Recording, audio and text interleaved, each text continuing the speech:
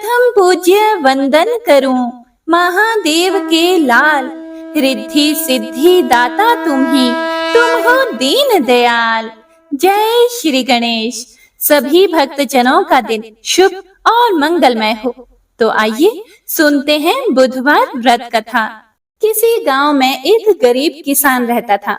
उसका एक बेटा और एक बेटी थी। वह किसान और उसकी पत्नी अपने दोनों बच्चों की शादी करके इस संसार से चल बसे। बेटी की शादी बहुत अमीर घर में हुई थी।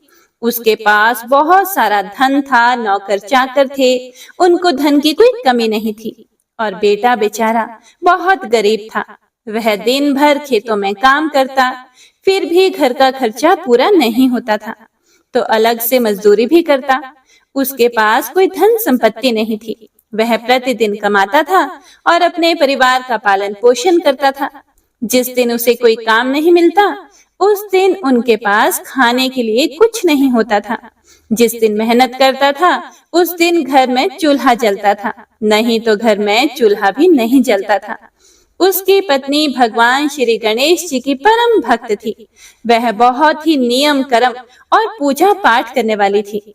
वह प्रतिदिन भगवान गणेश के मंदिर जाती थी और वहां वह पहले मंदिर की सफाई करती, फिर भगवान गणेश जी की पूजा किया करती थी। उसे अपनी गरीबी से कोई भी शिकायत नहीं थी। घर की हालात चाहे जैसे भी हों, वह पूजा पाठ जरूर करती थी। इसीलिए गरीब होते हुए भी उसके बच्चे संस्कारी थे और वह थोड़े में ही गुजारा करके अपने पति के साथ खुश थी। और दूसरी तरफ जो उसके पति की बहन थी, अपने अमीर होने के कारण वह बहुत घमंडी थी।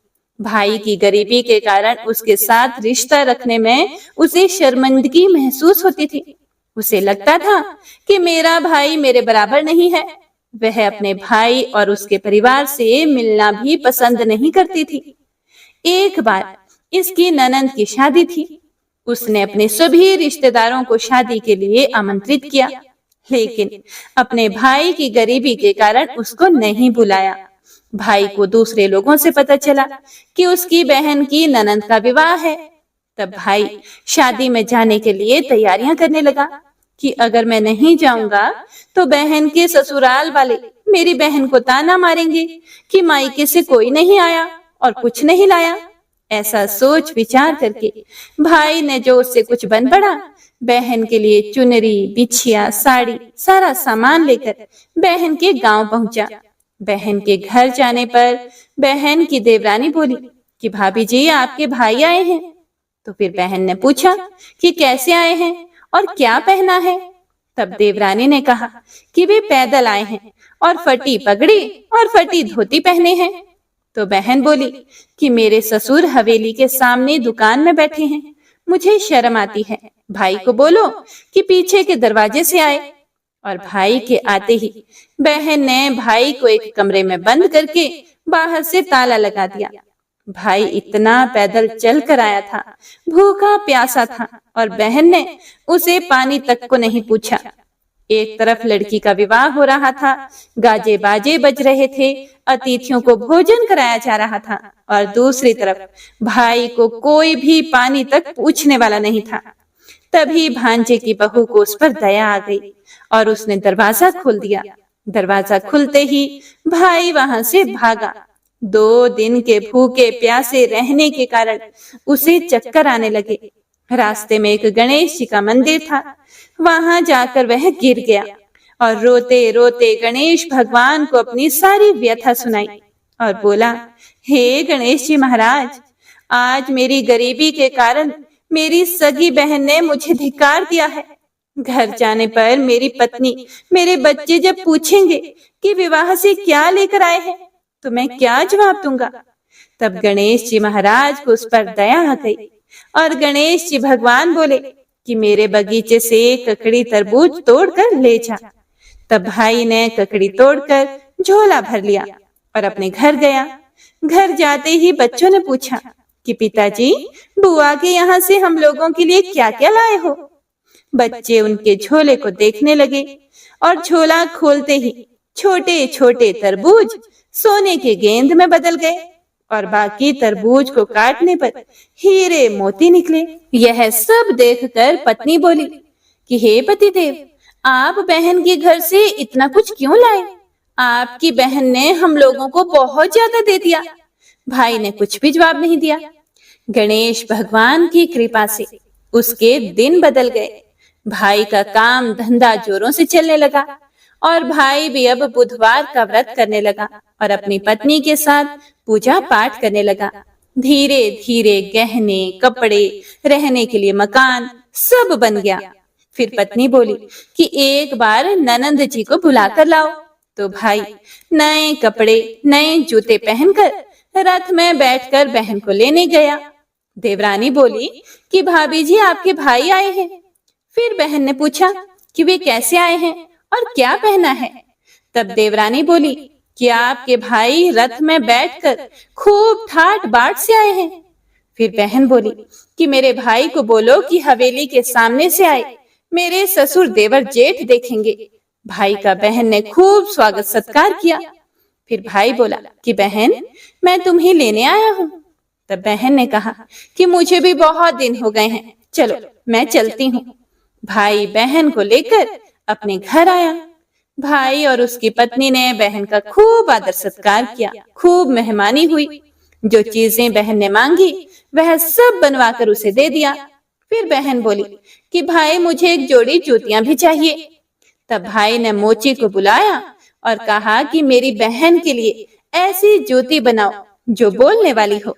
तब मोची ने कहा कि इसमें तो कुछ समय लग जाएगा। तब भाई ने कहा कि कोई बात नहीं, हम इंतजार कर लेंगे। बहन को बहुत सारा धन देकर अब भाई ने उसे विदा किया, पर अभी तक वह जूती नहीं आई थी। बहन रवाना होने लगी कि तभी मोची जूतियां लेकर आया। बहन की जूती पहनते ही जूतियां बोली कि निर्धन भाई की पैसे वाली बहन, गणेश जी का बगीचा नहीं होता तो आज क्या करती। बहन तब भाई की पत्नी से पूछने लगी कि यह आवाज कहाँ से आई। तब भाई ने कहा कि सुबह का समय है, कोई जीव जंतु बोल रहे होंगे। भाई ने घोड़े गाड़ी को जल्दी जाने को कहा। बहन के जाते ही पत्नी जिद करके बैठ गई और बोली कि हे स्वामी, बताइए जूतियां क्या बोल रही थी। तब पति ने अपनी पत्नी को अपनी सारी आप बीती कह सुनाई कि कैसे बहन ने मुझे 2 दिन भूखा प्यासा कमरे में बंद कर दिया था। भांजे की बहू ने दरवाजा खोला, तब मैं बाहर आया और गणेश जी की शरण में जा पहुंचा। गणेश जी की कृपा से हमारे दिन बदल गए। तभी से मैं गणेश व्रत करने लगा। उसने अपने पत्नी को सारी बातें बताई। तब पत्नी बोली कि अगर मुझे मालूम होता तो मैं आपकी बहन को कुछ नहीं देती, मेरा दिया हुआ सब कुछ वापस लेकर आओ। तब पति बोला कि अरे भाग्यवान, गणेश भगवान ने हमें सब कुछ दिया है। अगर वह मुझे भूखा प्यासा कमरे में बंद नहीं करती तो मैं गणेश भगवान के मंदिर में क्यों जाता? क्या मैं गणेश जी को अपना दुखड़ा सुनाता? तुम अपना मन मैला मत करो। और हाँ, हम पर तो गणेश जी की कृपा है, और किस चीज की कमी है? फिर दोनों गणेश जी के आगे झुककर प्रणाम करते हैं और जय जयकार करने लगते हैं। हे गणेश जी महाराज, जैसी कृपा आपने उस गरीब भाई पर की, वैसी ही कृपा अपने सभी भक्तों पर करना। अपने साथ आप शुभ लाभ, रिद्धि सिद्धि और सुख वैभव और लक्ष्मी जी को साथ लेकर सदा हमारे घर में वास करना। कथा को सुनने वाले, सुनाने वाले और हुंकारा भरने वाले सभी भक्तों के कष्टों को दूर करना, सभी पर अपना आशीर्वाद बनाए रखना। तो सभी भक्तजन एक बार प्रेम से बोलिए, गणेश जी भगवान की जय। हे प्रिय भक्तों, अब आइए सुनते हैं गणेश जी की पूजा पाठ में सुनी जाने वाली और बुधवार व्रत का पूर्ण फल प्रदान करने वाली पौराणिक कथा। एक गांव में एक सेठ और सेठानी रहा करते थे। वे बहुत ही धार्मिक प्रवृत्ति के थे और वे गणेश जी के अनन्य भक्त भी थे।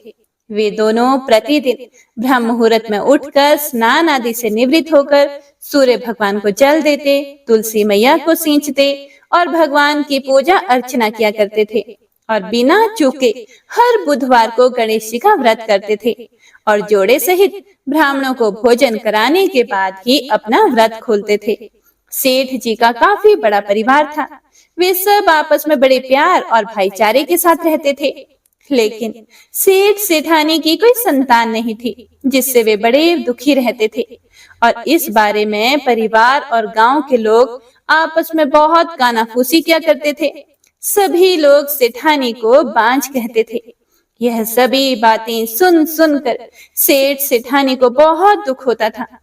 एक बुधवार के दिन सेठ सेठानी भगवान गणेश जी की पूजा संपन्न करा के मंदिर से बाहर आ ही रहे थे। उसी समय उन्हें सीढ़ियों पर एक छोटा बालक अकेले बैठा रोता हुआ दिखाई दिया। उस छोटे से बालक को देखते ही दोनों सेठ सेठानी इधर उधर देखने लगे कि कहीं इसके माता पिता होंगे। फिर वे उसके पास गए और उस बालक से पूछा कि तुम्हारे माता पिता कहाँ हैं? लेकिन बच्चा बहुत छोटा था, उसने अभी तक ठीक से बोलना भी नहीं सीखा था, इसलिए वह बोल ही नहीं पाया। दोनों सेठ सेठानी बच्चे के पास शाम तक बैठे रहे। तब तक पंडित जी और सेठ जी के नौकर ने आसपास जाकर बच्चे के माता पिता को ढूंढने की कोशिश की, लेकिन उन्हें बच्चे के माता पिता की कोई खबर नहीं मिली। फिर अंत में पंडित जी ने सेठ सेठानी को बच्चा अपने घर ले जाने के लिए कह दिया और साथ ही यह भी कहा कि अगर बच्चे के माता पिता यहाँ आते हैं तो मैं स्वयं उन्हें आपके पास लेकर आऊंगा। तब सेठ सेठानी की खुशी का ठिकाना नहीं रहा, क्योंकि उनके तो कोई औलाद नहीं थी। तो वे दोनों खुशी खुशी उस नन्हे बालक को अपने साथ अपने घर ले आए। सेठ जी ने बच्चे का नाम अपने आराध्य देव श्री गणेश जी भगवान के नाम पर गणेशा रखा और बड़े ही प्रेम और दुलार से उसका पालन पोषण करने लगे। कुछ ही दिनों के बाद उसी गांव में एक बहुत बड़ा ठग पति पत्नी आए। उनका इरादा गांव के सबसे अमीर आदमी को ठगने का था। वे दोनों ठग गणेश मंदिर की सीढ़ियों पर बैठकर सोच विचार कर रहे थे। तभी वहां पर पंडित जी आ गए और गांव में अनजान लोगों को देखते ही उन्होंने पूछा कि क्या आपका बच्चा खो गया है? वे दोनों चोरी के लिए बहाना ढूंढ रहे थे, इसीलिए उन दोनों ने तुरंत ही हाँ कह दिया। तब पंडित जी ने कहा कि आपका बच्चा एक सेठ जी के घर पर पल रहा है। आपको ढूंढने की भी हमने बहुत कोशिश की थी। जब आपका पता नहीं मिला तो हमने बच्चे को सेठ जी को सौंप दिया। आप चिंता ना करें, आपका बच्चा बिल्कुल ठीक है। और ऐसा बोलकर पंडित जी उन दोनों ठग को सेठ जी के घर ले आए और कहा कि हे सेठ जी, गणेशा के माता पिता आ गए हैं। यह खबर सुनकर सेठ और सेठानी बहुत दुखी हुए। सेठ ने उन दोनों पति पत्नी को एक रात के लिए अपने अतिथि घर में ठहराया। अब वह दोनों ठग सिर्फ मौके की फिराक में थे। फिर उसी रात सभी लोगों के सो जाने के बाद वे दोनों ठग एक एक करके सभी कमरों की तलाशी करने लगे। फिर वे दोनों तिजोरी वाले कमरे में पहुंच गए। छानबीन के समय होने वाली छोटी मोटी आवाजों से सेठ जी का एक नौकर जाग गया और आवाज की दिशा में तिजोरी वाले कमरे के नजदीक आ गया। उसने चुपके से अंदर जब झांक कर देखा तो दोनों ही मेहमान कीमती सामान चुरा रहे थे।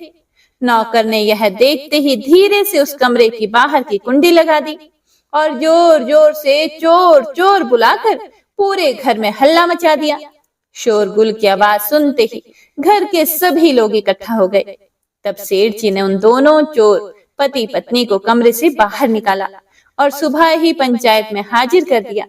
सेठ जी ने सरपंच जी को पूरा मामला बताया और कहा कि हे सरपंच जी, यह दोनों तो चोर हैं।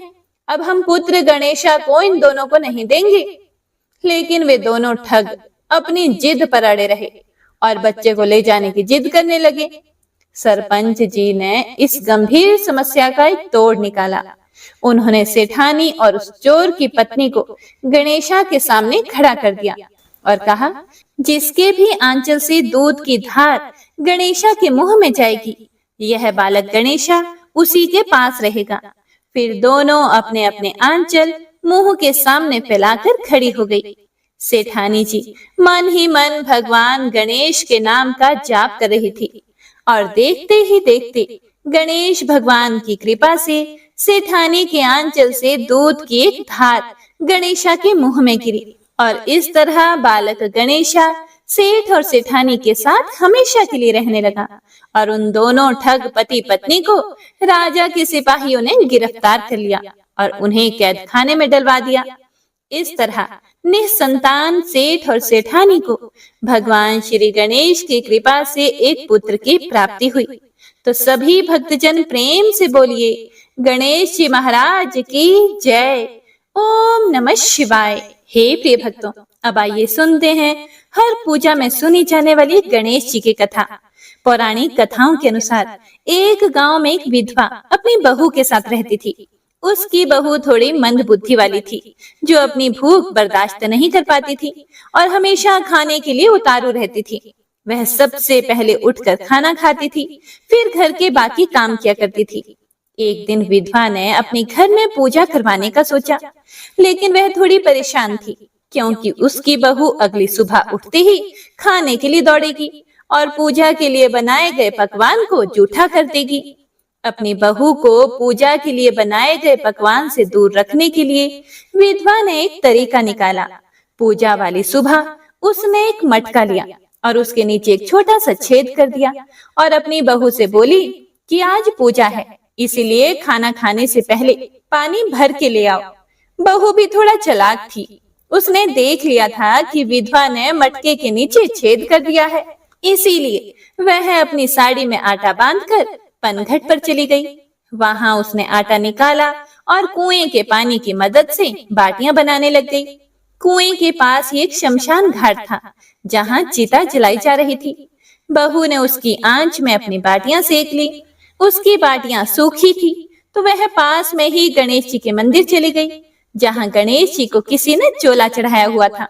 उसने देखा कि गणेश जी की तोंद पर घी लगा हुआ है। उसने उस घी को अपनी बाटी पर लगा लिया और उसका भोग गणेश जी को लगाकर वह बाटी खा ली और घर वापस चली गई।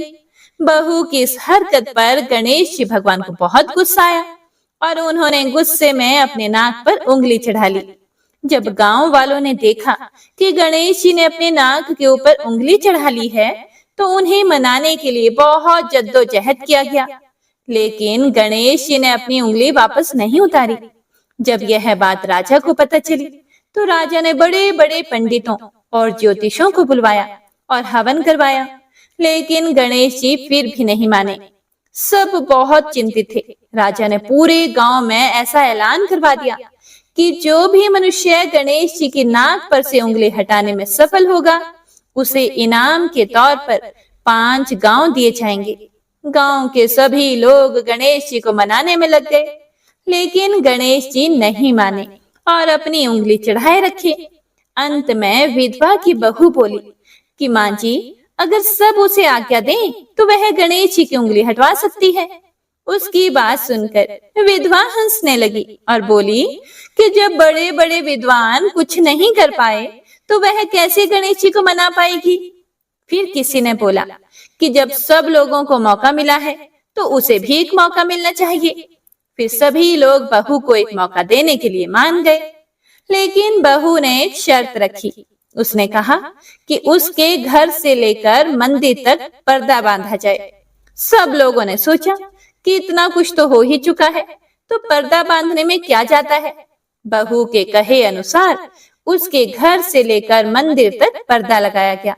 बहू ने अपना दिमाग लगाया और वह अपने पेटीकोट में मोगरे छिपाकर मंदिर चली गई। मंदिर जाकर उसने गणेश जी से बोला कि मैंने आपकी तोंद से जरा सा घी क्या ले लिया, आपने अपने नाक पर उंगली चढ़ा ली। अब नाक पर से उंगली हटा रहे हो या दूं एक मोगरी की, अभी आपके टुकड़े टुकड़े हो जाएंगे। बहू की यह चेतावनी सुनकर गणेश जी थोड़ा डर गए और उन्होंने सोचा कि यह तो पूरी पागल है, कहीं सच में यह मुझे मोगरे ना मार दे। गणेश जी ने बिना सोचे समझे अपने नाक पर से उंगली हटा ली, जिसे देखकर गांव वाले बड़े खुश हुए और बहू की जय जयकार करने लगे। और राजा के ऐलान के मुताबिक बहू को 5 गांव इनाम में दिए गए। हे प्रिय भक्तों, यह कथा सुनकर लोग गणेश भगवान से यह मांगते हैं कि वह भी उस बहू की तरह सबकी बात मान जाएं और उनकी मनोकामनाएं पूरी कर दें। तो सभी भक्तजन एक बार प्रेम से बोलिए गौरी पुत्र गणेश भगवान की जय। एक अन्य पौराणिक कथा के अनुसार समतापुर नगर में मधुसूदन नाम का एक व्यक्ति रहता था। वह बहुत ही धनवान था। मधुसूदन का विवाह बलरामपुर नगर की एक सुंदर लड़की से हुआ था, जिसका नाम था संगीता। एक बार मधुसूदन अपनी पत्नी को लेने बुधवार के दिन बलरामपुर गया। मधुसूदन ने पत्नी के माता पिता से संगीता को विदा करने के लिए कहा। माता पिता बोले, बेटा आज बुधवार है और बुधवार को कोई भी शुभ कार्य करने के लिए यात्रा नहीं करते। लेकिन मधुसूदन नहीं माना। उसने ऐसी शुभ अशुभ की बातों को ना मानने की बात कही। उसके बाद दोनों ने बैलगाड़ी से यात्रा प्रारंभ कर दी। 2 कोस की यात्रा के बाद उसकी गाड़ी का एक पहिया टूट गया। वहां से दोनों ने पैदल ही यात्रा शुरू कर दी। रास्ते में संगीता को बहुत प्यास लगी। मधुसूदन उसे एक पेड़ के नीचे बैठाकर जल लेने चला गया। थोड़ी देर बाद जब मधुसूदन कहीं से जल लेकर वापस आया तो वह बुरी तरह से हैरान हो उठा, क्योंकि उसकी पत्नी के पास उसकी ही शक्ल सूरत का एक जैसा व्यक्ति उसके पास बैठा था, उसकी पत्नी के पास बैठा था। संगीता भी मधुसूदन को देखकर हैरान रह गई। वह दोनों में कोई अंतर ही नहीं कर पा रही थी। वो पहचान नहीं पा रही थी कि इसमें से असली मधुसूदन कौन है। मधुसूदन ने उस व्यक्ति से पूछा, तुम कौन हो और मेरी पत्नी के पास क्यों बैठे हो? मधुसूदन की बात सुनकर उस व्यक्ति ने कहा, अरे भाई, यह मेरी पत्नी संगीता है। मैं अपनी पत्नी को ससुराल से विदा करके लाया हूँ। लेकिन तुम कौन हो जो मुझसे ऐसा प्रश्न कर रहे हो? मधुसूदन ने कहा, तुम जरूर कोई चोर या ठग हो। यह मेरी पत्नी संगीता है। मैं इसे पेड़ के नीचे बैठाकर जल लेने गया था। इस पर उस व्यक्ति ने कहा, अरे भाई, झूठ तो तुम बोल रहे हो। संगीता को प्यास लगने पर जल लेने तो मैं गया था। मैंने तो जल लाकर अपनी पत्नी को पिला भी दिया है। अब तुम चुपचाप यहाँ से चलते बनो, नहीं तो किसी सिपाही को बुलाकर तुम्हें पकड़वा दूंगा। दोनों एक दूसरे से बहुत लड़ने लग गए। उन्हें लड़ते देख बहुत से लोग वहां इकट्ठे हो गए। नगर के कुछ सिपाही भी वहां आ गए। सिपाही उन दोनों को पकड़कर राजा के पास ले गया। सारी कहानी सुनकर राजा भी कोई निर्णय नहीं ले पाया। संगीता भी उन दोनों में से अपने वास्तविक पति को नहीं पहचान पा रही थी कि कौन सा मेरा असली पति है। राजा ने दोनों को कारागार में डाल देने के लिए कहा। राजा के फैसले पर असली मधुसूदन भयभीत हो उठा। वह डर गया। तभी एक आकाशवाणी हुई, मधुसूदन, तूने संगीता के माता पिता की बात नहीं मानी और बुधवार के दिन अपने ससुराल से प्रस्थान किया। यह सब भगवान बुद्ध देव के प्रकोप से हो रहा है। मधुसूदन ने भगवान बुद्ध देव से प्रार्थना की कि हे भगवान बुद्ध देव, मुझे क्षमा कर दो, मुझे माफ कर दो। मुझसे बहुत बड़ी गलती हुई है। भविष्य में अब कभी भी बुधवार के दिन यात्रा नहीं करूंगा और सदैव बुधवार को आपका व्रत किया करूंगा। मधुसूदन की प्रार्थना करने से भगवान बुद्ध देव ने उसे क्षमा कर दिया, उसको माफ कर दिया। तभी दूसरा व्यक्ति राजा के सामने से उसी समय गायब हो गया। राजा और दूसरे लोग इस चमत्कार को देखकर बहुत हैरान हो गए। भगवान बुद्ध देव की इस अनुकंपा से राजा ने मधुसूदन और उसकी पत्नी को सम्मान पूर्वक विदा किया। कुछ दूर चलने पर रास्ते में उन्हें बैलगाड़ी मिल गई। बैलगाड़ी का जो टूटा हुआ पहिया था वह भी जुड़ा हुआ था। दोनों उसमें बैठकर समतापुर की ओर चल दिए। मधुसूदन और उसकी पत्नी संगीता दोनों बुधवार को व्रत करते हुए आनंद पूर्वक अपना जीवन बिताने लगे। इस तरह भगवान बुद्ध देव की कृपा से उनके यहाँ खुशियां बरसने लगी। इस तरह जो भी स्त्री पुरुष विधिवत बुधवार का व्रत करके व्रत कथा सुनते हैं, भगवान बुद्ध देव उनके सभी कष्ट दूर करते हैं। तो प्रेम से बोलिए बुद्ध देव भगवान की जय। पौराणिक कथा के अनुसार बहुत समय पहले की बात है। भगवान विष्णु का विवाह लक्ष्मी जी के साथ सुनिश्चित हो गया। अब विवाह की तैयारियां भी होने लगी। खूब धूमधाम से विवाह की तैयारियां हो रही थी। सभी देवताओं को निमंत्रण भेजे गए, लेकिन गणेश जी को निमंत्रण नहीं दिया गया था। कारण जो भी रहा हो, अब भगवान विष्णु की बारात जाने का समय आ गया। सभी देवतागण अपनी पत्नियों के साथ विवाह समारोह में आए। सभी ने देखा कि गणेश जी कहीं दिखाई नहीं दे रहे हैं। तब वे सभी आपस में चर्चा करने लगे कि गणेश जी कहीं दिखाई नहीं दे रहे। क्या गणेश जी को न्योता नहीं भेजा गया, या स्वयं गणेश जी ही किसी कारण नाराज होकर विवाह में नहीं आए होंगे? आपस में वे सभी चर्चा करने लगे। सभी को इस बात पर आश्चर्य होने लगा। किसी को कोई जवाब नहीं मिला, तो तभी सभी ने सोचा कि क्यों ना भगवान विष्णु से ही इसका हम कारण पूछ लें। विष्णु भगवान से पूछने पर विष्णु भगवान ने कहा कि हमने गणेश जी के पिता भोलेनाथ महादेव को न्योता भेजा है। यदि गणेश जी अपने पिता के साथ आना चाहते हैं तो आ जाते, अलग से न्योता देने की आवश्यकता भी नहीं थी। दूसरी बात यह है कि उनको 1.25 मन मूंग, 1.25 मन चावल, 1.25 मन घी और 1.25 मन लड्डू का भोजन दिन भर के लिए चाहिए। यदि गणेश जी नहीं आएंगे तो कोई बात नहीं, दूसरे के घर जाकर इतना सारा खाना पीना अच्छी बात भी नहीं होता। अभी वे सभी यह चर्चा ही कर रहे थे कि किसी ने सुझाव दिया, यदि गणेश जी आ भी जाएं तो उनको द्वारपाल बनाकर बैठा देंगे कि आप घर का ध्यान रखना। आप तो चूहे पर बैठकर धीरे धीरे चलोगे तो बारात से बहुत पीछे रह जाओगे। यह सुझाव सबको पसंद भी आ गया, तो भगवान विष्णु ने अपनी सहमति दे दी। अब नारद भगवान को किसी तरह से गणेश जी को बुलाने के लिए भेजा गया। गणेश भगवान ने जैसे ही निमंत्रण सुना, वे जल्दी जल्दी भगवान विष्णु के विवाह में सम्मिलित होने के लिए आ गए।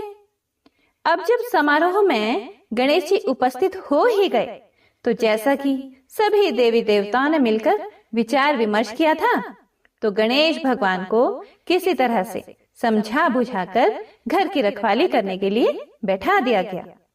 अब बारात चल दी। सभी देवी देवता बारात के साथ चल दिए। तब नारद जी ने देखा कि गणेश जी तो दरवाजे पर ही बैठे हुए हैं, तो वे गणेश जी के पास गए और उनसे रुकने का कारण पूछने लगे। नारद जी ने पूछा, क्या बात है गणेश जी, आप द्वार पर इस तरह से क्यों बैठे हो? विष्णु जी ने तो आपको अपने विवाह में सम्मिलित होने के लिए बुलाया था, वे आपको अपने साथ बारात में लेकर नहीं गए? कहीं ऐसा तो नहीं वह आपको अपने घर का द्वारपाल बनाकर यहाँ छोड़कर चले गए हो?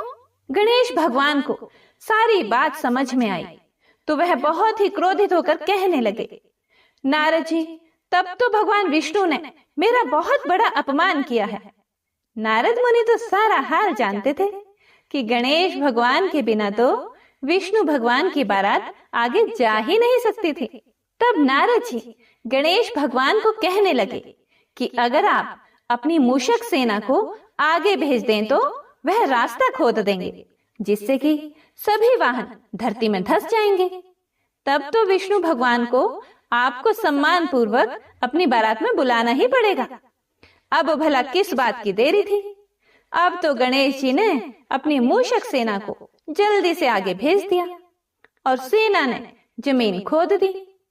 जब बारात वहां से निकली तो रथों के पहिए धरती में धंस गए।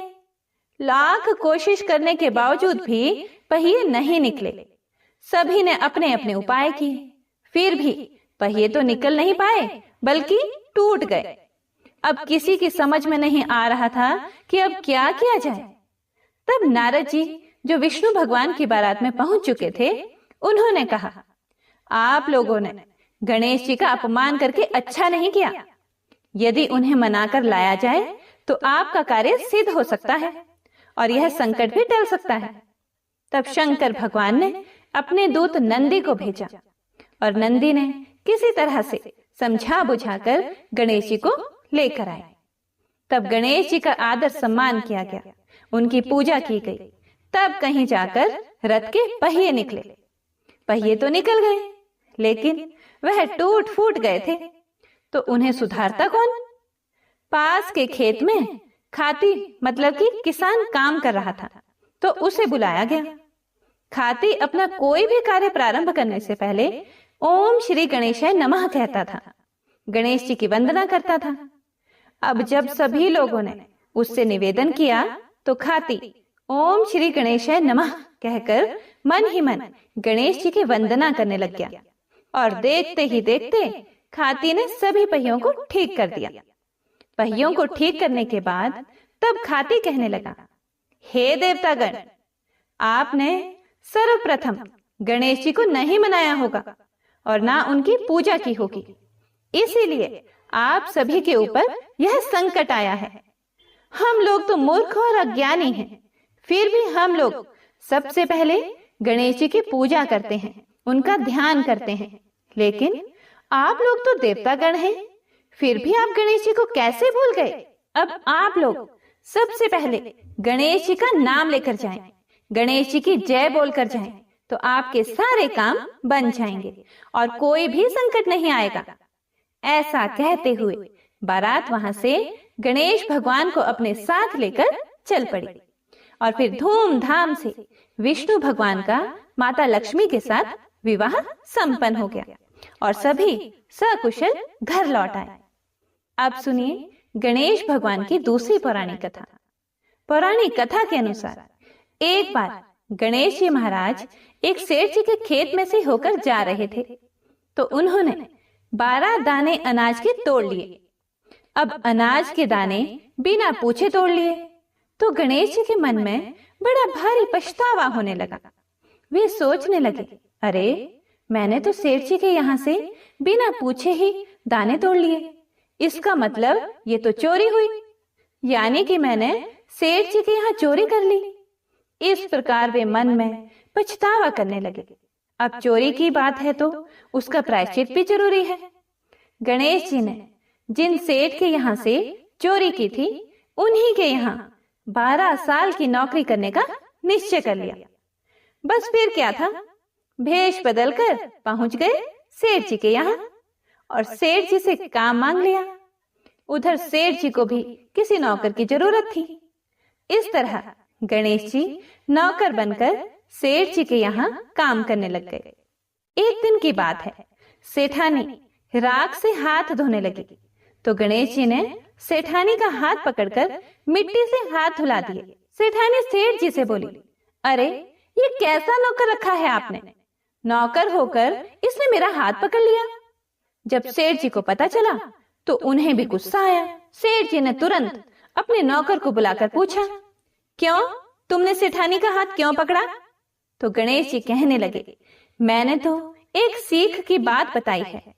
राख से हाथ धोने से घर की लक्ष्मी नाराज होकर घर से चली जाती है और मिट्टी से हाथ धोने से घर में लक्ष्मी जी का वास हो जाता है। सेठ जी ने सोचा, अरे मेरा नौकर है तो सच्चा। दरअसल सेठ जी के यहाँ नौकर बनकर रह रहे भगवान गणेश ने उन्हें अपना नाम भी गणेश ही बताया था। तो जब कुंभ का मेला आया तो सेठ जी कहने लगे, गणेश सेठानी को कुंभ के मेले में स्नान करा के ले आओ। अब नौकर बने गणेश जी सेठानी के साथ चल दिए गंगा स्नान कराने।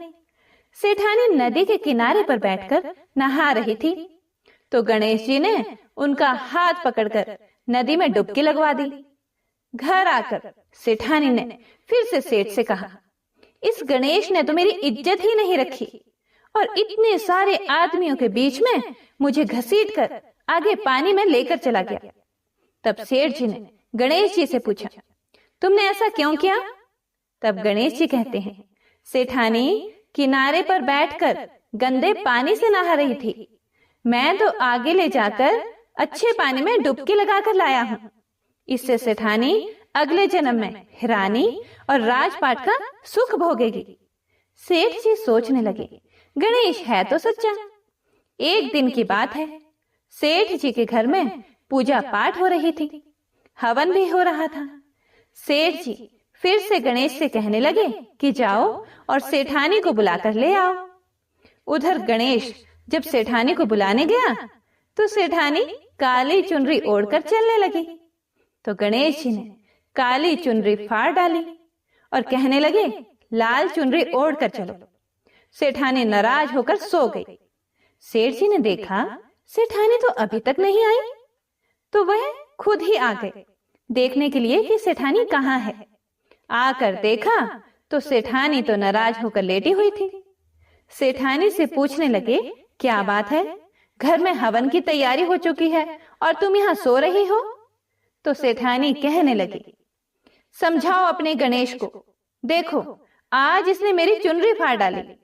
ये बात जानकर सेठ को बहुत गुस्सा आया। बुलाया गणेश को और बहुत डांटा। तब गणेश जी कहने लगे, सेठ जी पूजा पाठ में काला वस्त्र नहीं पहनते हैं, और सेठानी क्योंकि काली चुनरी ओढ़ कर आ रही थी तो मैंने इनसे लाल वस्त्र पहनने के लिए कहा, और जब ये नहीं मानी तो मैंने इनकी काली चुनरी फाड़ डाली। काला वस्त्र पहनने से कोई भी शुभ कार्य सफल नहीं होता है। यह बात सुनकर सेठ जी सोचने लगे, गणेश है तो सच्चा और समझदार है। फिर एक दिन की बात है, सेठ जी पूजा करने लगे। पूजा करने के लिए उन्होंने पंडित जी को भी निमंत्रण दिया। अब पंडित जी भी आ गए, पूजा की तैयारियां हो गई। तभी पंडित जी कहने लगे, अरे सेठ जी मैं तो गणेश जी की मूर्ति लाना ही भूल गया, अब क्या करें। उधर नौकर बने गणेश भगवान वहीं खड़े हुए थे और सारी बातें देख ली और सुन रहे थे। यह बात सुनते ही गणेश जी तुरंत कहने लगे, तो मुझे ही मूर्ति बनाकर विराजमान कर लो, आपके सारे काम सफल हो जाएंगे। यह बात जब सेठ जी ने सुनी तो उन्हें तो और बहुत गुस्सा आ गया और वह गुस्से से कहने लगे कि तुम तो अब तक सेठानी से ही मजाक करते थे, अब मुझसे भी मजाक करने लगे। तब गणेश जी ने कहा, सेठ जी मैं मजाक नहीं कर रहा हूं, तुम मेरी बातों को मजाक बिल्कुल भी मत समझो, मैं बिल्कुल सच कह रहा हूं। इतना कहते ही नौकर बने गणेश ने भगवान गणेश का साक्षात रूप धारण कर लिया। और सेठ सेठानी ने जब यह देखा तो पंडित, सेठ और सेठानी गणेश जी के चरणों में गिर गए। उनकी पूजा की। पूजा खत्म होते ही गणेश जी तो अंतर ध्यान हो गए। अब सेठ सेठानी को बहुत दुख हुआ और उन्होंने कहा कि हमारे पास तो साक्षात गणेश जी रह रहे थे और हमने उनसे इतना सारा काम करवाया, तो उन्हें अपने घर में नौकर बनाकर रखा। इस बात का उन दोनों पति पत्नी को बहुत भारी दुख हुआ। अब दोनों पति पत्नी रात दिन इसी चिंता में घुलने लगे। जब गणेश जी ने उनकी चिंता देखी तो एक दिन सपने में उन्हें दर्शन देकर कहने लगे, सेठ जी आप बिल्कुल भी परेशान मत होइए। एक बार मैंने आपके खेत से अनाज के 12 दाने तोड़ लिए थे, उसी का दोष मेरे सर पर लग गया था और वही दोष उतारने के लिए मैंने आपके यहाँ नौकरी की। नौकर बनकर 12 साल काम किया। अब आप दोनों बिल्कुल भी दुख मत करो। ऐसा कहकर भगवान गणेश अंतर ध्यान हो गए। उधर गणेश भगवान की कृपा से सेठ जी के यहाँ करोड़ों की माया हो गई। उनके घर में सुख संपत्ति और धन के भंडार भर गए। हे गणेश जी महाराज, जैसा सुख जैसी धन दौलत आपने सेठ जी को दी वैसी सबको देना। इस कथा को सुनने सुनाने और हुंकारा भरने वालों को उनके सब परिवारजनों को भी देना। बोलो गणपति महाराज की जय। गणेश भगवान की आरती। जय गणेश जय गणेश जय गणेश देवा, माता जाकी पार्वती पिता महादेवा। एक दंत दयावंत चार भुजाधारी, एक दंत दयावंत चार भुजाधारी, माथे सिंदूर सोहे मूसे की सवारी, माथे सिंदूर सोहे मूसे की सवारी। जय गणेश जय गणेश जय गणेश देवा, माता जाकी पार्वती पिता महादेवा। पान चढ़े फूल चढ़े और चढ़े मेवा, पान चढ़े फूल चढ़े और चढ़े मेवा, लड्डुअन का भोग लगे संत करे सेवा, लड्डुअन का भोग लगे संत करे सेवा। जय गणेश जय गणेश जय गणेश देवा, माता जाकी पार्वती पिता महादेवा। अंधन को आँख देत कोढ़िन को काया, अंधन को आँख देत कोढ़िन को काया, बांझन को पुत्र देत निर्धन को माया, बांझन को पुत्र देत निर्धन को माया। जय गणेश जय गणेश जय गणेश देवा, माता जाकी पार्वती पिता महादेवा।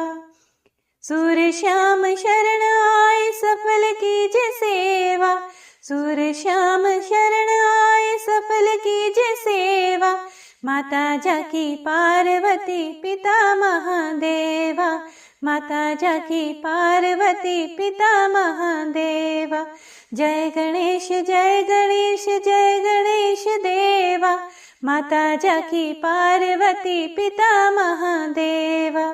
दीनन की लाज रखो शंभु सुतकारी, दीनन की लाज रखो शंभु सुतकारी, कामना को पूर्ण करो जाऊं बलिहारी, कामना को पूर्ण करो जाऊं बलिहारी। जय गणेश जय गणेश जय गणेश देवा, माता जाकी पार्वती पिता महादेवा, माता जाकी पार्वती पिता महादेवा। प्रेम से बोलिए गणपति महाराज की जय।